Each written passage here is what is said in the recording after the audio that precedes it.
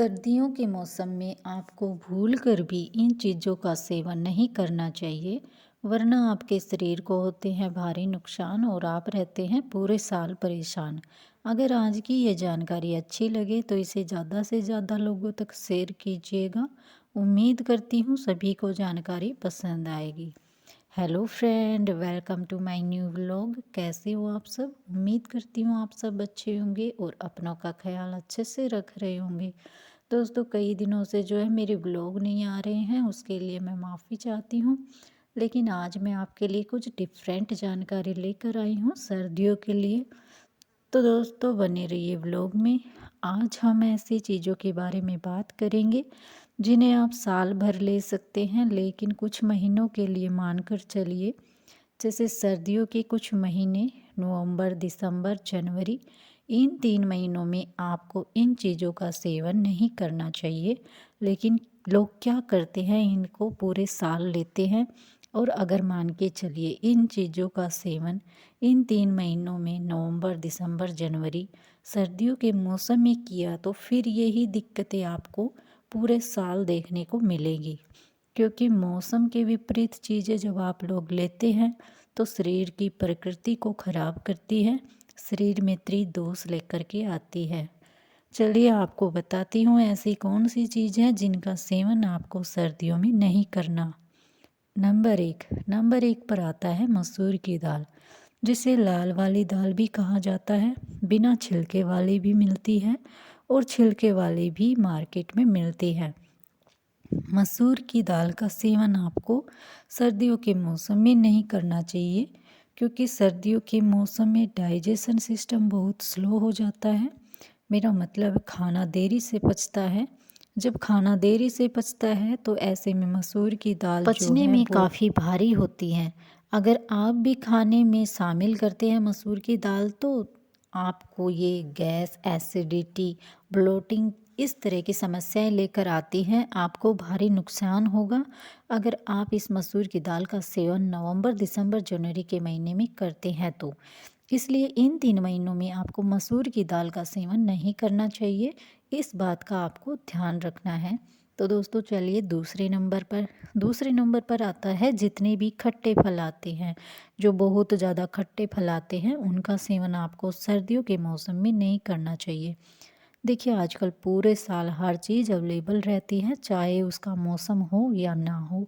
पर आपको ध्यान देना है कि जो चीज़ें बहुत ज़्यादा खट्टी हैं, जो कि आपको खाते ही गले में इन्फेक्शन, दर्द जैसा महसूस होता है, ऐसी चीज़ों को आपको अवॉइड कर देना चाहिए।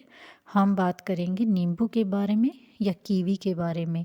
इन दिनों दोनों का सेवन आपको खासकर सर्दियों के मौसम में थोड़ा कम कर देना चाहिए। नहीं तो ये आपकी कफ की प्रकृति को बढ़ा देते हैं, जिससे आपके शरीर को नुकसान होता है। मेरा मतलब ये नहीं है कि आप बिल्कुल बंद कर दें, लेकिन कम मात्रा में सेवन करें या फिर इसे सेवन करने का समय बदल दें। मान कर चलिए, अगर आपको नींबू का सेवन करना है तो दोपहर में करें, रात में या सुबह इसका सेवन बिल्कुल ना करें। ऐसे ही अगर आपको कीवी भी खाना है तो दोपहर के समय खाइए, सुबह या रात में इसका सेवन ना करें। बहुत ज़्यादा खट्टी चीज़ें अगर आपको लेनी है तो दोपहर के समय में लेनी है, बाकी समय इसका सेवन बिल्कुल नहीं करना है। इस बात का आपको ध्यान रखना है। तो चलिए दोस्तों, तीसरे नंबर पर आता है जीरा। जीरे को अगर कच्चा चबाकर आप खाते हैं या फिर आप इसका पानी पीते हैं या फिर आप इसको बॉईल करके इसकी चाय बनाकर पीते हैं, किसी भी तरह आप जीरे को ले रहे हैं तड़के के अलावा, बाकी किसी तरीके से आप लेते हो तो थोड़े समय के लिए इसे रोक दे। नवंबर, दिसंबर, जनवरी के महीने में इसको नहीं लेना, क्योंकि इस समय पर आपको पचाने के जो एंजाइम बॉडी के अंदर बनने चाहिए वो इस समय पर कम बनते हैं। इस समय कफ और वात प्रधान होता है।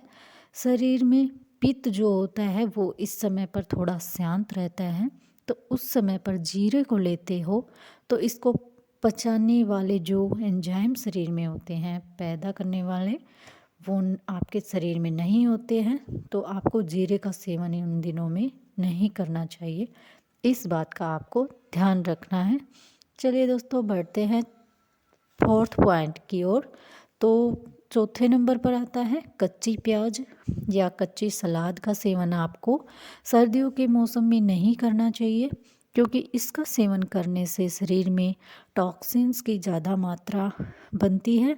टॉक्सिन्स जो है ज़्यादा मात्रा में बनते हैं, क्योंकि लहसुन प्याज जितनी भी कच्चे सलाद होती है, ये क्या करती है, इनमें फाइबर जो है ज़्यादा मात्रा में होती है, और साथ ही में क्या करती है, शरीर में टॉक्सिन्स को निकालती है।